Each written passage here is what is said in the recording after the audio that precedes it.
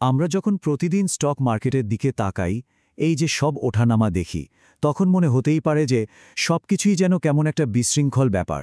কিন্তু সত্যি বলতে এই আপাত বিশৃঙ্খলার পিছনেও কিন্তু কিছু নির্দিষ্ট কারণ কাজ করে। আজকের এই বিশ্লেষণে আমরা ঠিক সেই মূল ঘটনাগুলোকেই খুঁজে বের করব, যা আসলে বাজারকে চালিত করে। তো আসল প্রশ্নটা হলো, বাজারকে সত্যি কি চালিত করে? চলুন এই রহস্যের গভীরে প্রবেশ করা যাক এবং সেই শক্তিগুলোকে চেনার চেষ্টা করি যা বাজারের এই সব ওঠানামার জন্য দায়ী। আসলে এর পেছনে কোনো জাদু-টাদু নেই। যে কোনো স্টক বা পুরো বাজারের পারফরম্যান্স নির্ভর করে কিছু নির্দিষ্ট অর্থনৈতিক এবং অ-অর্থনৈতিক ঘটনার উপর, যেগুলো কিন্তু আমরা বুঝতে পারি। সুতরাং মূল খেলাটা হলো এই ঘটনাগুলোকে ঠিকঠাক বুঝতে পারা। চলুন আমরা শুরু করি সেই সব নিয়ন্ত্রক দিয়ে যারা অর্থনীতির পরিবেশটাকে নিয়ন্ত্রণ করে, অনেকটা বাড়ির থার্মোস্টেটের মতো। আর এখানে দুটো খুব বড় খেলোয়াড় আছে। প্রথমটা হলো মুদ্রানীতি বা মনিটারি পলিসি। এটা একটা ভীষণ শক্তিশালী হাতিয়ার যা ভারতের রিজার্ভ ব্যাংকের মতো সেন্ট্রাল ব্যাংকগুলো ব্যবহার করে।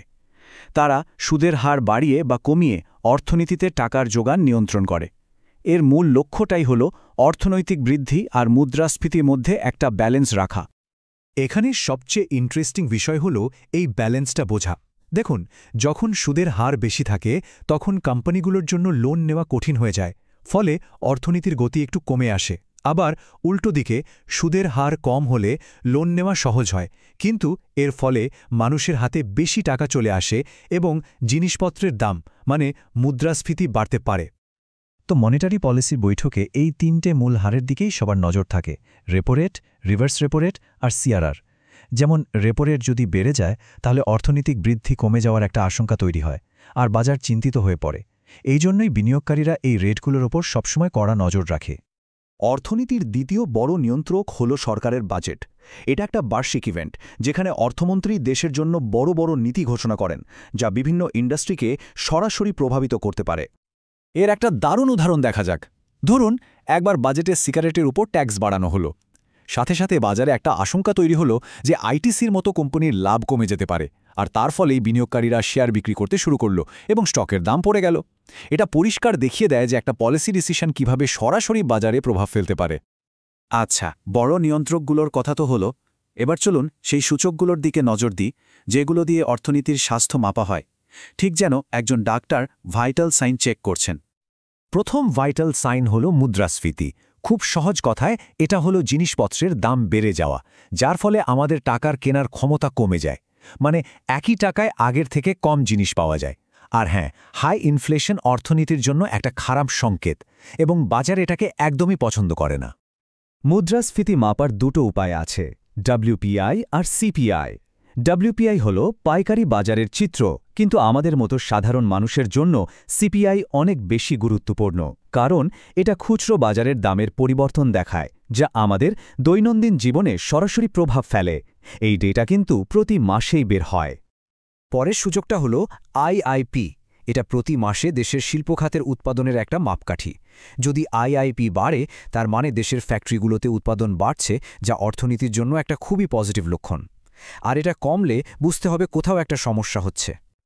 এরপর আসছে পিএমআই।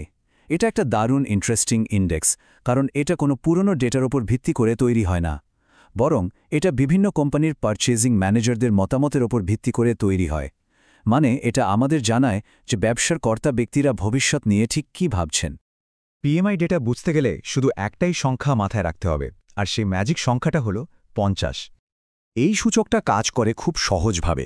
যদি পিএমআই রিডিং 50-এর ওপরে থাকে, তার মানে অর্থনীতি প্রসারিত হচ্ছে, ব্যবসা বাণিজ্য বাড়ছে, যেটা একটা দারুণ খবর। আর যদি এটা 50-এর নিচে নেমে যায়, তাহলে সেটা অর্থনৈতিক সংকোচনের ইঙ্গিত দেয়। খুবই সহজ কিন্তু ভীষণ কার্যকর একটা সূচক। আচ্ছা, এতক্ষণ তো আমরা ম্যাক্রো ইকোনমিক লেভেলের কথা বললাম, মানে বড় ছবিটা দেখলাম। এবার চলুন একদম কোম্পানির নির্দিষ্ট স্তরে নেমে আসি আর দেখি বাজার কিভাবে প্রত্যেকটা কোম্পানির পারফরম্যান্সকে বিচার করে। ভারতের সমস্ত লিস্টেড কোম্পানিকে প্রতি 3 মাস অন্তর তাদের ফাইন্যান্সিয়াল রেজাল্ট, বা যাকে আমরা আর্নিংস বলি, সেটা ঘোষণা করতে হয়, ঠিক যেন একটা রিপোর্ট কার্ড। এখানে তারা জানায় তাদের আয় কত, লাভ কত, আর আগামী দিনে তারা কেমন পারফর্ম করবে বলে আশা করছে। এখানে সবচেয়ে গুরুত্বপূর্ণ ধারণাটা হল স্ট্রিট এক্সপেকটেশন। এই শব্দটা খুব ভালো করে মাথায় রাখতে হবে। এটা হলো অ্যানালিস্ট এবং বিনিয়োগকারীদের একটা সম্মিলিত ধারণা যে একটা কোম্পানি এই কোয়ার্টারে কেমন ফল করবে। কোম্পানির আসল রেজাল্টকে কিন্তু এই প্রত্যাশার সাথেই তুলনা করা হয়। সুতরাং আসল ব্যাপারটা এটা নয় যে রেজাল্ট কেমন হলো, আসল ব্যাপার হলো রেজাল্টটা প্রত্যাশার তুলনায় কেমন হলো। যদি কোম্পানি প্রত্যাশার চেয়ে ভালো ফল করে, স্টকের দাম বাড়ে, যদি খারাপ করে, দাম কমে যায়। আর মজার ব্যাপার হলো, যদি প্রত্যাশা মতেই ফল করে, তাহলে দাম প্রায়শই স্থির থাকে বা একটু কমে যায়, কারণ সেখানে কোনো পজিটিভ সারপ্রাইজ ছিল না। এই স্লাইডটা ভারতের কর্পোরেট আর্নিং সিজনের একটা টাইমলাইন দেখাচ্ছে। যেমন ধরুন, এপ্রিল থেকে জুন হল Q1, যার রেজাল্ট জুলাই মাসে বের হয়। এই ক্যালেন্ডারটা খেয়াল রাখলে বাজারের একটা গুরুত্বপূর্ণ রুটিন বোঝা যায়। এতক্ষণ আমরা যে ঘটনাগুলো নিয়ে আলোচনা করলাম সেগুলো মোটামুটি একটা নির্দিষ্ট সময় ঘটে, কিন্তু এমন কিছু ঘটনাও আছে যেগুলো সম্পূর্ণ অপ্রত্যাশিতভাবে এসে হাজির হয় আর সব হিসাব নিকাশ ওলটপালট করে দেয়।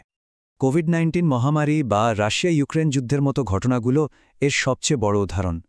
এই অআর্থিক মানে নন ফাইন্যান্সিয়াল ঘটনাগুলো বিশ্ব অর্থনীতি এবং শেয়ার বাজারে অমছম প্রভাব ফেলে।